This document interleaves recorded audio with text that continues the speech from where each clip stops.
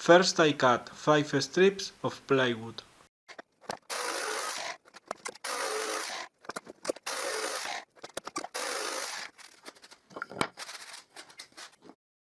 Now I glue 3 of them together.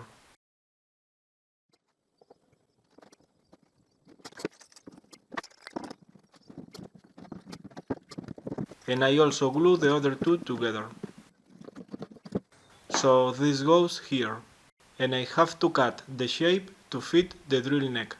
I will put the drill there, and then I will put the other piece on it. So I have to cut the shape to fit the drill neck in both pieces. So the bottom of the neck will be more or less there. So I make a mark. Now I measure the drill neck diameter. And I have this hole saw. It is some smaller in diameter, but I think it will work for this job. I will clamp both pieces together, and I will drill with the perimeter of the hole saw in the mark I made before.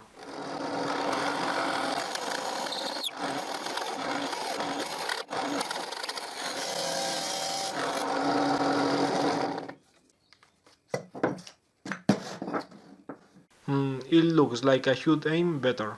The hole is far from the mark, and I must cut this so I can fit the drill neck.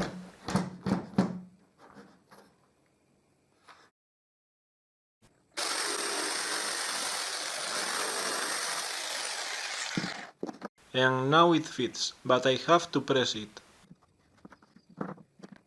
Even so, there is a lot of distance between the top and the bottom pieces, so I will put there some pieces of marquetry.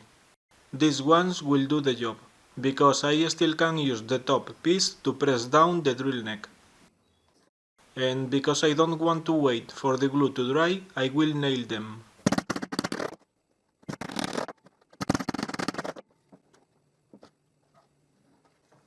Now I will use 2 bolts to clamp both pieces together, to clamp the drill neck. But first I will counterbore to fit the bolt's head.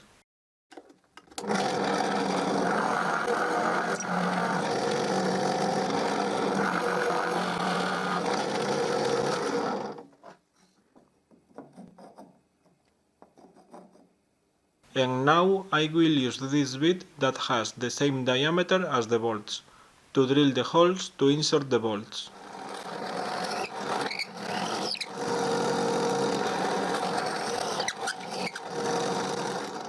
But with my drill press I cannot drill this piece to the other side, so I use the cordless drill to keep drilling the holes to the other side of the piece.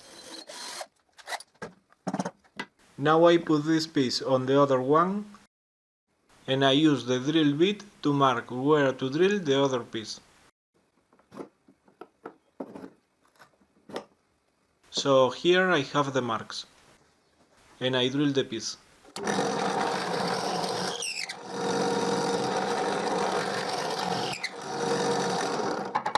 I insert the bolts, and I insert a small screw that will lock the bolts so they cannot turn.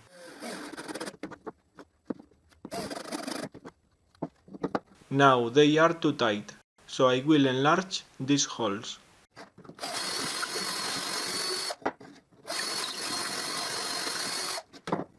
And now they fit quite nice. Now I can screw that piece in the edge of that plywood piece of board. At first I thought I would screw the piece I made with 2 strips, but finally I decided to screw there the piece I made with 3 strips of plywood. Now I screw 2 pieces of plywood to those pieces of pine strips. I insert 1 screw in each corner, but in one corner I insert 2 screws, enough to make sure they won't turn. I screw that to the base.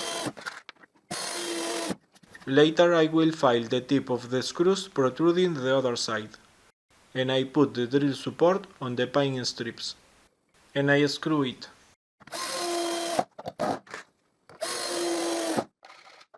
Now I install a long drill bit in the drill chuck, and I mount the drill in the drill support. and I press it, trying to move down the drill neck as much as possible. But because the hole diameter is smaller than the neck diameter, I have a small gap there.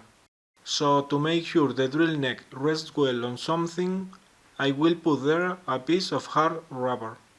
I can use a piece of this tennis ball. The hard part will be to cut it and don't cut my hand. This piece will be enough.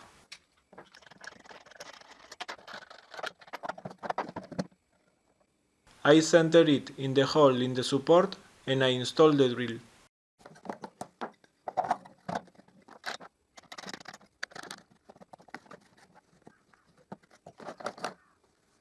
And now I must check if the drill bit is horizontal. I put that piece of marquetry below the drill bit, and it looks like the tip of the bit is lower than the back of the bit. But if I press the drill body, the tip of the bit moves up, because the drill body is not on the plywood board, so I will put a piece of marquetry under it. Now it rests on the marquetry. Now I will use this metallic angle like if it were a measuring gauge. And the drill bit is quite horizontal. It looks like after moving it, if the drill body is on the marquetry piece, the drill bit is horizontal. I mark the marquetry piece position, and I will also put this piece of strip to make sure the drill won't move back. I screw the marquetry piece.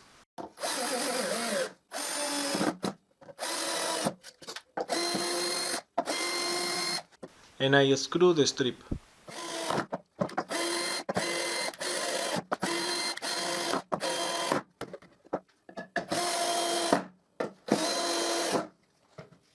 Once again, I install the drill.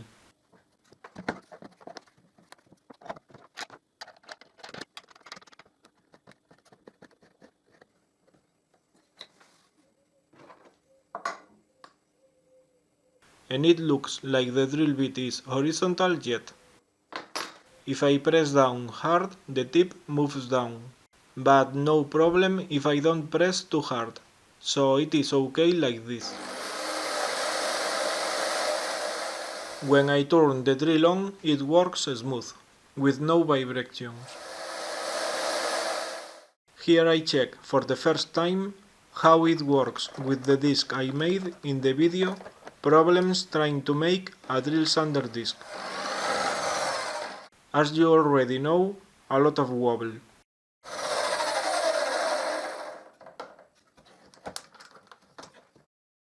And that wobble moved the drill. So to keep it against the strip, I will screw this metallic angle there. Well, you can watch in my previous videos the problems I had to make a disc sander, how I made the driving shaft with bearings, and how I fused it to make the disc sander. If you like this drill support, remember to like and to share this video.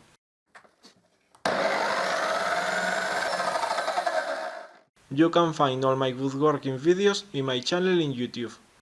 And if you like my videos, thanks for subscribing to my channel. Thanks for watching.